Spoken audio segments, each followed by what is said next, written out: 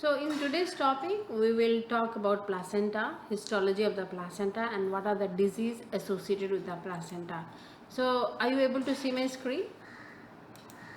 Yeah, ma'am. Yes. Okay. So if you look at this entire picture from outside to inside, these are the different layers of the placenta. The outermost layer is the serosa, the middle layer is the myometrium, and the innermost layer is the endometrium.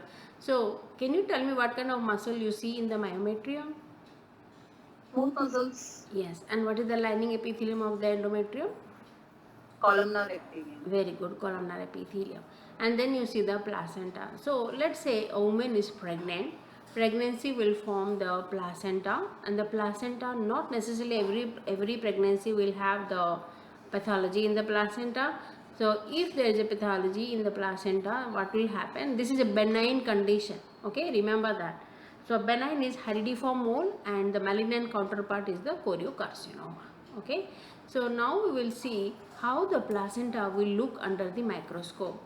So this is an chorionic villi, this is another chorionic villi. They have multiple villi which you will see under the microscope. I have just put two pictures just to have an idea how the villi looks like. So what are the two linings which are seen in the villi? In the villi, ma'am. Mm-hmm. So some trophoblasts on the side. Very good. Okay, and remember, so first of all, let's see the lining. You can see this outermost layer is the syncytium. Syncytium is a nest of cells, like osteoclastic giant cell. Like this, they will have a nest of cells, and these nest of cells are called the syncytium. Is in one place. That is the outer lining of the villi, remember that. Okay, and you see this inner lining of this villi is the cytotrophoblast. Isn't it? The cytotrophoblast is larger than the syncytotrophoblast, right? And then you see the fetal vessels. These are the fetal vessels, these are the connective tissue, and this is the macrophage of the placenta. So that's what is the name of the macrophage of the placenta? That's called the Hofbauer cell. Very important. If I think you, whenever you are doing a question, you may face this cell. So do you have an idea, doctor, that what is the macrophage of the liver? Kupffer cells. Very good. Kupffer cells. Macrophage of the bone is osteoclastic giant cell. Macrophage of the brain is the microglial cells. Okay, good job. Yeah. So when a woman is becoming pregnant, okay, they release the beta HCG. So where does the beta HCG come from? It comes from the syncytotrophoblast. Remember that. Okay, and then from the cytotrophoblast, it is a stem cell of the placenta. Very, very important. What is the stem cell of the placenta? Cytotrophoblast. And what is the where does the beta HCG come from? It is the syncytotrophoblast. Clear? Yes, ma'am. And then what happens? Why this Hydatidiform mole is occurring at all? So what happens? We have two types of mole. Okay, one is the partial mole and one is the complete mole. That is mole is, I am talking about Hydatidiform mole. These are both the benign tumor of the placenta. Why did it all happen? So if the ovum is, this is the ovum, if the ovum is getting fertilized with the two sperms, you see that this is the two sperms, either it is 23X or Y, they are fertilizing a single ovum, then the karyotype you will see is 69. You see 23, this two and this one. So that will become 69XXX, 69XXY and 69XYY. Right? That's the partial mole. Yeah. And in the complete mole, you will see that you will see this is a complete mole. You will not see the fetal parts. Remember that. As not in the ultrasonography, you will see no fetal parts. Okay, fetal parts are only seen in partial mole. Okay, so in this, very, very important, there is an empty ovum. You see the difference? There is an empty ovum. In the previous, the ovum, they have a 23 chromosomes, right? But in this, the ovum is empty. So these single sperm, how did it become 46? It underwent duplication. What did it undergo? Duplication. Chromosome duplication occurred, and that led to 46XX. Okay, and then these 23X or Y, again two sperms, they are fertilizing the empty ovum. So either it will be 46XX or 46XY. So if you are doing a UWorld or any other Q bank, if they ask what is the most common karyotype in a complete mole, your answer should be 46XX. Okay. Yeah. So this is how the the Hydatidiform mole have this complete and the partial mole. So now we will see how does this patient, how do they present, what is the clinical manifestation of a patient when they have this complete and the partial mole. Okay, so let's draw the picture here. So we saw that in complete mole they don't have fetal parts, okay, but in the partial mole there will be presence of fetal parts. Very good. So first we will see the difference between the complete and the partial mole and how they present. So the signs and symptoms, what you will see in a patient with a mole is that they will have amenorrhea, okay, no menstruation, amenorrhea, all right, and they will complain with vaginal bleeding. Vaginal bleeding, the patient will tell that as if some grape like vesicles. What are these grape like vesicles coming out of the vagina? Those are nothing but these villi. These villi, I am going to explain you what happens to these villi when they are pathological. These are the normal villi I showed you, right? But in a in a patient the Hydatidiform mole, how it will appear under the microscope. So these villi, when they become dilated, they form grape like villi that will come, the patient will tell that they can see per vagina. Okay, so what are these villi? These are the, these, what I am trying to say is that these are the normal histology, but if the patient has Hydatidiform mole, then how do you see the villi?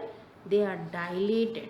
Okay, this is the cytotrophoblast, the inner lining of the cell, you see that this is the cytotrophoblast and the outer one is the syncytotrophoblast. Okay, so this syncytotrophoblast, so these two cells, they are proliferating, they are multiplying. Okay, so they are dilated, the villi are dilated and hydropic. Okay, so this is the typical clue in the vignette that the cells are dilated and these villi are dilated and hydropic, and that for that they will appear as a grape like vesicles which is seen in the uterine cavity and that is coming out of the vagina. Clear? Yes, ma'am. They can also have, what is the signs you will see? This is the presentation the present patient has. The signs what you will see is they will have tremor. Okay, any idea they have tremor? Because any idea why they have tremor?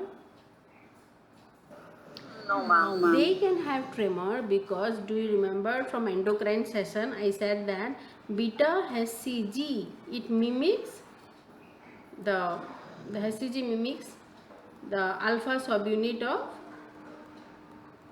LH, FSH and TSH. Remember that? So when it mimics the, when it mimics this TSH, what happens that there is a hyperthyroidism, and because there is a hyperthyroidism they will have tremor. Clear? Did you get this clearly? Yes. So the beta subunit will mimic the alpha subunit. Beta HCG will mimic the alpha subunit of FSH, LH and TSH, and when there is more TSH they will have tremor. Okay, very important. So this is the clinical manifestation how the patient will come with. Now we will see that how we can differentiate complete mole from the incomplete mole. So if I write here, let's say if I write the difference here, this is a complete mole and this is the partial mole, because in the vignette you have to answer if it is a complete or a partial mole, right? So first thing is what will be the you saw the karyotype, right? For complete mole it was most common was 46XX, for partial it was 69XXX or XXY or XYY. That's what we saw. Okay, in a complete mole, when you see the histology, very important, the beta HCG is super increased, too much increase. Okay, here it is increased but not very much. Why? I am going to tell you that. That's an important point. The vignette is going to tell you that there is a diffuse Diffuse means everywhere, okay, all the villi. This is a villi with the cyto and syncytotrophoblast, okay. These cells are proliferating all over, okay. Diffuse proliferation of the cytotrophoblast and the syncytotrophoblast, okay. Since there is too much proliferation of the syncytotrophoblast, the syncytotrophoblast releases HCG. So more proliferation of the syncytotrophoblast, more is the level of the HCG. Clear? Yes, ma'am. But in the partial mole, there will be focal. Focal means only some area there is a proliferation of the cyto and the syncytotrophoblast. As a result, the syncytotrophoblast, which will release the beta HCG, will be little, and then there will be not much increase in the HCG. Okay. This is the then you will see then we may do an imaging. You can do an ultrasonography. What you will see in the imaging? You will see in the complete mole snowstorm appearance. Okay. Why the snowstorm appearance is there? Because of the Villi. very good, because of the villi. This is a very characteristic, because of the dilated and hydropic villi, as you can see here. Alright. But in the partial mole you will see fetal part. Fetal part. Okay, that's an important point. And then what are the chances that the complete mole can turn into choriocarcinoma? Yes, there is a 2% chance that the complete mole can turn into choriocarcinoma. Okay, so we are going to discuss what is choriocarcinoma and the high yield points in the next page. Okay, so this is 2% of patients will develop into choriocarcinoma. Mostly it is seen in complete mole. Remember that. Okay, we don't see in partial mole. Okay, clear? Okay, ma'am. So we saw the difference between the complete mole, then the partial mole. Why the beta HCG is too much increased? Because of the more proliferation of the syncytotrophoblast. And then when you do an imaging, there will be ultrasonography. The villi are dilated and hydropic, and these, because of the dilated and hydropic villi, they will appear as a snowstorm appearance. Okay. Yeah. Yes, ma'am. So and then we will see what happens and how will you treat this Hydatidiform mole. Okay, management. So the management is what you will do. Any idea? H So mole. methotrexate. Sorry. Methotrexate, ma'am. Yes, methotrexate we give for choriocarcinoma. Okay, that's a very good answer you said, but that we give for choriocarcinoma. So what happens when a patient is, let's say this is the uterine cavity. Okay, this is the uterine cavity, and they are filled with all these grape-like vesicles, these villi. The villi is coming per vagina, and we need to dilate and do the suction and curettage. Okay, suction and curettage. After we do the suction and curettage, we also advise we also tell the patient that we need to do the quantitative estimation of, this is important for both step 1 and CK, HCG. You know why? Because we want to see that the HCG is still high, or the H mole is still there, or the patient has become pregnant in between and that has raised the HCG. So in order to prevent the confusion, we have to do the beta HCG and give the patient contraception. I am going to explain that again. Okay. So first of all, whenever you are suspecting a patient Hydatidiform mole, okay, let's say you are suspecting a patient with a Hydatidiform mole, because these villi which are proliferating in the uterus, these are the grape-like clusters. We need to clean those villi with the dilatation and curettage, right? Okay. After you do that, you want to do the HCG. Why you want to do the HCG? Because you want to know is there is an ongoing H mole, or the patient has become normal and become pregnant again. How will you know? You have to give the contraception after cleaning all this. After curating it, you give contraception. When you give contraception, the patient cannot become pregnant. Yes. And when the patient does not become pregnant, when the HCG level is normal, now you know, okay, there is no more just the ongoing gestational or the trophoblastic disease or the H mole is no more there, and then you can advise patient that she can plan for pregnancy. Did it make sense? Yes, ma'am. Yes, Yeah. ma'am. Yeah. Okay, so contraception is a advice for H mole, not to confuse, or is there any ongoing H mole is still there, or the patient has become beta HCG has become normal, and then she can plan for pregnancy, to prevent the confusion between whether the patient has become pregnant or it is due to ongoing gestational trophoblastic disease or the H mole. Okay, now there are chances that H mole, okay, I can write it here, H mole can turn, remember I said that the complete Hydatidiform mole can turn into what? Good. Very good, choriocarcinoma. Okay, choriocarcinoma. So the histology of the Hydatidiform mole is proliferation of the cyto and syncytial trophoblast along with the villi, dilated and hydropic villi. That's what we saw, right? As I explained you here. You see that there is a Yes.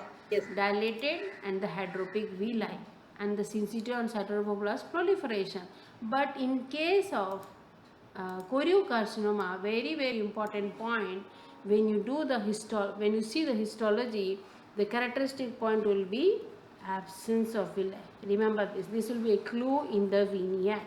Okay, absence of villi.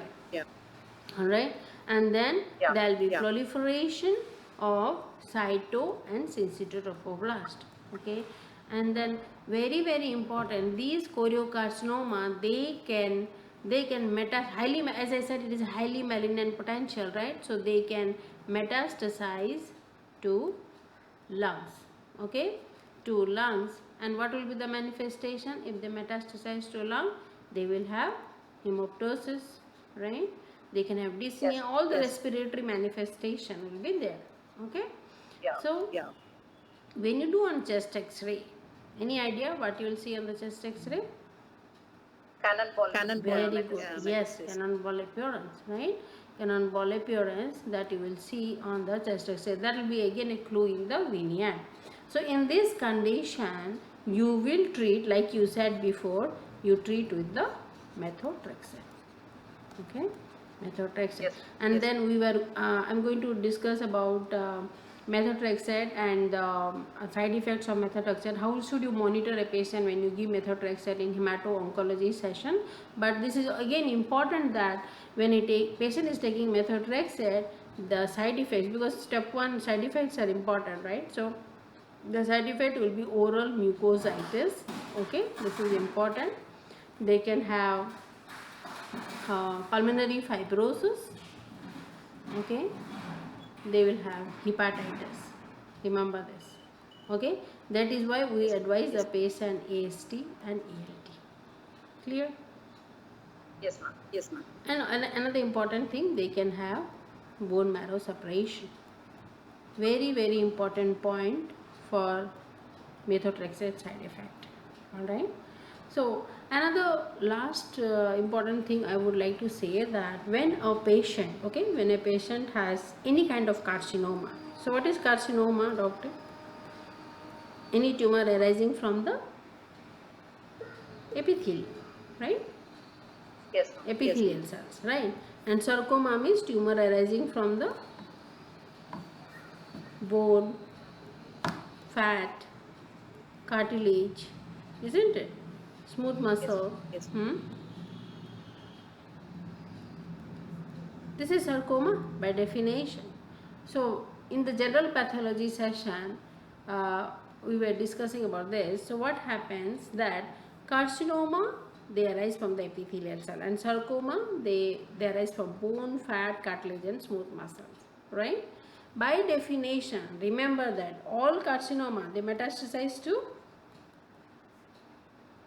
To the lung. To the lung. Liver. Liver. no, but I'm not asking that one. Yes, I totally agree, but what I'm saying is all carcinoma by definition, like for example breast carcinoma, where does it metastasize? To the To the lymph. To the lymph. very lymph good, nodes. to the lymph nodes. Okay, all carcinomas by definition, they metastasize to lymph nodes. Okay, this given in general pathology session. And all sarcoma, they metastasize to blood vessels, hematogenous, right? Hematogenous Yes. metastasis. Did you get that? Yeah. Okay, so that will be hematogenous, but there is some exceptions to this rule. Any idea what are the exceptions to this rule? What I mean to say is that I am going to repeat my question. Carcinoma, they are the tumor of the epithelial. For example, if the colon is lined by the adeno, means columnar epithelium, so that is adenocarcinoma, right? Squamous means squamous carcinoma, that's the epithelial cell. But any tumor arising from bone tumor, cartilage tumor, fat cell, a liposarcoma or a chondrosarcoma, so those are called the sarcoma. By definition, all carcinoma they metastasize to lymph nodes, and all sarcoma they metastasize to hematogenous. But there are 4 carcinoma, though they are carcinoma, they metastasize to hematogenous. Do you know what are the name of those 4 carcinomas? Yeah, ma'am. This This choriocarcinoma, choriocarcinoma, renal cell carcinoma, follicular follicular carcinoma of the carcinoma of the thyroid, and thyroid, and hepatocellular hepatocellular carcinoma. carcinoma. Those Those 4 four carcinomas, carcinomas they they spread spread hematogeneously. Very good, hematogeneously. very good. So renal cell carcinoma you said, hepatocellular carcinoma, choriocarcinoma, and follicular carcinoma of the thyroid. Good job, because these if you know, you can answer most of the questions. You see that? So these are the exceptions to this rule, and these are the 4 carcinomas. They will metastasize hematogenously. Okay, so that is why Yes. the choriocarcinoma was metastasizing. You see that the choriocarcinoma was metastasizing hematogenously to the lungs. Though it is a carcinoma, it should have metastasized to the lymph node, but as you said, this is an exception to the rule, isn't it? So it will go to the lungs through the hematogenous metastasis, and they can have a cannonball appearance. Did you get this concept? Yes, ma'am. Yes, ma'am. So in today's topic, just the like the high points I will tell. What did we learn? We learned that what is the different layer of the uterus, serosa, myometrium and endometrium, which is lined by the columnar epithelium. They have the smooth muscle and the placenta. So if a woman is becoming pregnant, the placenta made, so there are chances that they can have H mole or Hydatidiform mole. This is a benign tumor, and a choriocarcinoma is a highly malignant tumor of the placenta. Okay, and then we saw the normal histology of the placenta. This is one villi, this is another villi, and they are lined by the cytotophoblasts and syncytotophoblasts. Cytotophoblasts are the stem cell of the placenta, and syncytotophoblasts which releases Beta HCG. Beta HCG. okay, and macrophage of the placenta is called the Hofbauer cells, and you also beautifully answered me what is the Kupffer cells. Okay, so what happens, why did the patient had a H mole?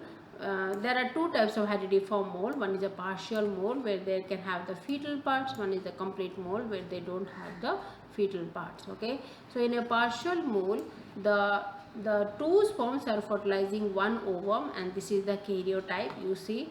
And in a complete mole, there is an empty ovum, and the 1 sperm is fertilizing the empty ovum.